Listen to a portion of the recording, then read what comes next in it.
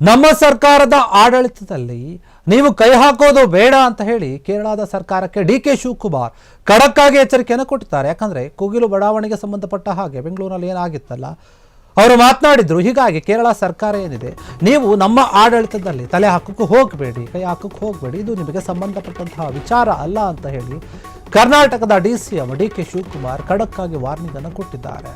ಯಾಕಂದ್ರೆ ಅಕ್ರಮವಾಗಿ ಮನೆಗಳನ್ನು ಕಟ್ಟಲಾಗಿತ್ತು ಕೋಗಿಲು ಬಡಾವಣೆಯಲ್ಲಿ. ಆ ಮನೆಗಳನ್ನು ಸರ್ಕಾರ ತೆರವು ಮಾಡಿದೆ. ಅದೇ ಒಂದು ವಿಚಾರಕ್ಕೆ ಸಂಬಂಧಪಟ್ಟ ಹಾಗೆ ಡಿ.ಕೆ. ಶಿವಕುಮಾರ್ ಈಗ ಕೇರಳ ಸರ್ಕಾರಕ್ಕೆ ಆ ನಾಯಕರಿಗೆ ಎಚ್ಚರಿಕೆಯನ್ನು ಕೊಡ್ತಾ ಇದ್ದಾರೆ. ನಮ್ಮ ಆಡಳಿತದಲ್ಲಿ, ನಮ್ಮ ಸರ್ಕಾರದ ಆಡಳಿತದಲ್ಲಿ ನೀವು ಯಾಕೆ ಮಾತನಾಡ್ತಾ ಇದ್ದೀರಿ, ಯಾಕೆ ಕೈ ಹಾಕ್ತಾ ಇದ್ದೀರಿ? ನಾವು ಅಕ್ರಮವಾಗಿ ಯಾರು ಮನೆಗಳನ್ನು ಕಟ್ಕೊಂಡಿದ್ರಲ್ಲ ಅವರನ್ನು ತೆರವುಗೊಳಿಸಿದ್ವಿ. ಅದಕ್ಕೂ ಮುಂಚೆ ನಾವು ನೋಟಿಸ್ ಕೂಡ ಕೊಟ್ಟಿದ್ವಿ, ಎಲ್ಲ ರೀತಿಯ ಎಚ್ಚರಿಕೆಯನ್ನು ಕೊಟ್ಟಿದ್ವಿ. ಆದರೂ ಕೂಡ ಅಲ್ಲಿನ ಜನ ಮನೆಯನ್ನು ಬಿಟ್ಕೊಳ್ಳಿಲ್ಲ. ಹೀಗಾಗಿ ಅಲ್ಲಿನ ಮನೆಗಳನ್ನು ತೆರವುಗೊಳಿಸಬೇಕಾದಂತಹ ಒಂದು ಅನಿವಾರ್ಯತೆ ಎದುರಾಯಿತು. ಆದರೆ ನೀವು ನಮ್ಮ ಸರ್ಕಾರದ ಬಗ್ಗೆ, ಆಡಳಿತದ ಬಗ್ಗೆ ಯಾಕೆ ಪ್ರಶ್ನೆ ಮಾಡ್ತಾ ಇದ್ದೀರಾ, ಯಾಕೆ ಮಾತನಾಡ್ತಾ ಇದ್ದೀರಾ?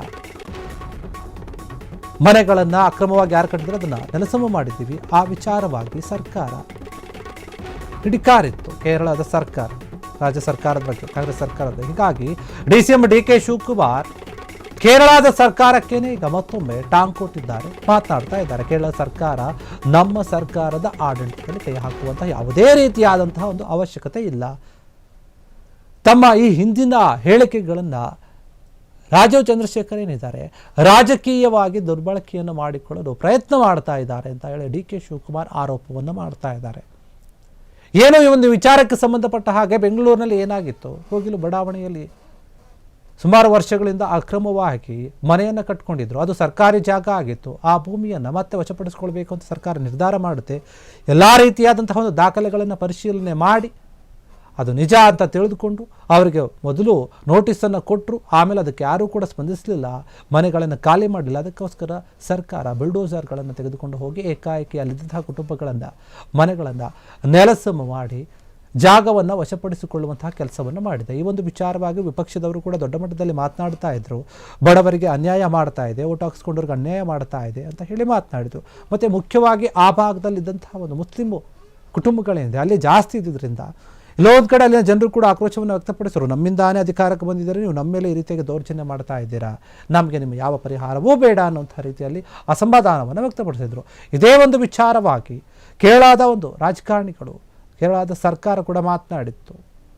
ಹೀಗಾಗಿ ಈಗ ಡಿ.ಸಿ.ಎಂ ಡಿ.ಕೆ. ಶಿವಕುಮಾರ್ ಹೇಳ್ತಾ ಇದ್ದಾರೆ, ನೋಡಿ ನಮ್ಮ ಸರ್ಕಾರದ ಬಗ್ಗೆ, ಆಡಳಿತದ ಬಗ್ಗೆ, ನಮ್ಮ ಕಾರ್ಯವೈಖರಿಯ ಬಗ್ಗೆ ನೀವು ಮಾತನಾಡುವಂತಹ ಯಾವುದೇ ರೀತಿಯಾದಂತಹ ಅಗತ್ಯ ಇಲ್ಲ. ನಿಮ್ಮ ಕೆಲಸವನ್ನು ನೀವು ನೋಡ್ಕೊಳ್ಳಿ. ನಮ್ಮ ರಾಜ್ಯ ಸರ್ಕಾರ ಅಥವಾ ನಮ್ಮ ರಾಜ್ಯದ ಬಗ್ಗೆ, ಜನತೆಯ ಬಗ್ಗೆ ನಾವು ಚಿಂತೆ ಮಾಡ್ತೀವಿ, ಯೋಚನೆ ಮಾಡ್ತೀವಿ, ಅದು ನಮಗೆ ಗೊತ್ತಿದೆ. ಇದ್ರ ಬಗ್ಗೆ ನೀವು ಯಾಕೆ ಯೋಚನೆ ಮಾಡ್ತಾ ಇದ್ದೀರಾ? ಏನೇ ಸಮಸ್ಯೆ ಇದ್ದರೂ ಕೂಡ ನಾವು ಪರಿಹರಿಸ್ಕೊಳ್ತೇವೆ, ಬಗೆಹರಿಸ್ಕೊಳ್ತೇವೆ. ಮತ್ತು ಅಲ್ಲಿ ಯಾರು ಸಂತ್ರಸ್ತರಿದ್ದಾರೆ, ಯಾರು ಮನೆಗಳನ್ನು ಕಳೆದುಕೊಂಡಿದ್ದಾರೆ ಅವರಿಗೆ ನಿವೇಶನವನ್ನು ಕೊಡುವಂತಹ ಕೆಲಸವನ್ನು ಕೂಡ ನಾವು ಮಾಡ್ತಾ ಇದ್ದೀವಿ. ಬೇರೆಡೆ ಅವರಿಗೆ ಜಾಗವನ್ನು ಕೊಡ್ತೀವಿ, ಮನೆಯನ್ನು ಕಟ್ಟಿಸ್ಕೊಡ್ತೀವಿ.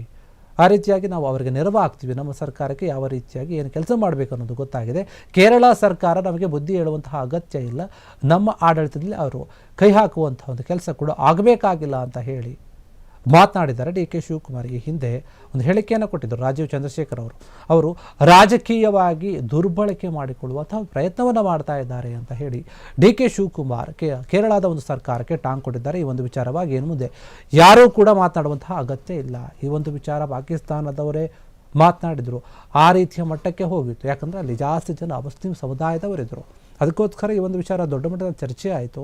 ಹೀಗಿರುವಾಗ ಅವರಿಗೆ ಮರುವಸತಿಯನ್ನು ಕಲ್ಪಿಸೋಕೆ ಅಂತಾನೆ ಸರ್ಕಾರ ನಿರ್ಧಾರ ಮಾಡಿದೆ. ಸಿ.ಎಂ ಸಿದ್ದರಾಮಯ್ಯ ಅವರು ಕೂಡ ಹೇಳಿದ್ದಾರೆ, ಈ ಒಂದು ಜವಾಬ್ದಾರಿಯನ್ನು ಜಮೀರ್ ಅಹಮದ್ ಅವರಿಗೆ ವಹಿಸಿದ್ದಾರೆ. ವಸತಿ ಸಚಿವರು ಎಲ್ಲವನ್ನು ಕೂಡ ನೋಡಿಕೊಳ್ತಾರೆ. ಯಾರ್ಯಾರು ಮನೆಯನ್ನು ಕಳೆದುಕೊಂಡಿದ್ದಾರೋ, ಯಾರ್ಯಾರು ನಿರಾಶ್ರಿತರಿದ್ದಾರೋ ಅವರ ದಾಖಲೆಗಳನ್ನು ಪರಿಶೀಲನೆ ಮಾಡಿ ಸೂಕ್ತ ದಾಖಲೆಗಳು ಯಾರ್ದಿರುತ್ತೋ ಅವರಿಗೆ ನಾವು ಮನೆಯನ್ನು ಕೊಡ್ತೀವಿ. ಯಾಕಂದರೆ ಆ ಭಾಗದಲ್ಲಿ ಬೇರೆ ಬೇರೆ ರಾಜ್ಯಗಳಿಂದ ಬಂದಂತಹ ಜನರು ಕೂಡ ಇದ್ದರು. ಹೀಗಾಗಿ ನಾವು ಅವರಿಗೆ ಕೊಡೋಕ್ಕೆ ಸಾಧ್ಯ ಇಲ್ಲ. ನಮ್ಮ ಕರ್ನಾಟಕದವರು ಏನಿದ್ದಾರೆ ಅವರಿಗೆ ಮಾತ್ರ ನಾವು ನಿವೇಶನಗಳನ್ನು ಮಾಡಿಕೊಡ್ತೀವಿ ಅಂತ ಹೇಳಿ ಸರ್ಕಾರ ಈಗಾಗಲೇ ಭರವಸೆ ಕೊಟ್ಟಿದೆ. ಅದೇ ನಿಟ್ಟಿನಲ್ಲಿ ನಡೆದುಕೊಳ್ತಾ ಇದೆ ಕೂಡ. ಹೀಗಾಗಿ ಈ ಒಂದು ವಿಚಾರಕ್ಕೆ ಸಂಬಂಧಪಟ್ಟ ಹಾಗೆ ಯಾರೂ ಕೂಡ ಮಾತನಾಡುವ ಅಗತ್ಯ ಇಲ್ಲ. ಬೇರೆ ರಾಜ್ಯದವರು, ಬೇರೆ ಸರ್ಕಾರದವರು ಯಾರು ಕೂಡ ಮಾತನಾಡಬೇಡಿ, ಕೈ ಹಾಕಬೇಡಿ ಅಂತ ಹೇಳಿ ಒಂದು ಎಚ್ಚರಿಕೆಯನ್ನು ಕೊಟ್ಟಿದ್ದಾರೆ ಡಿ.ಕೆ. ಶಿವಕುಮಾರ್.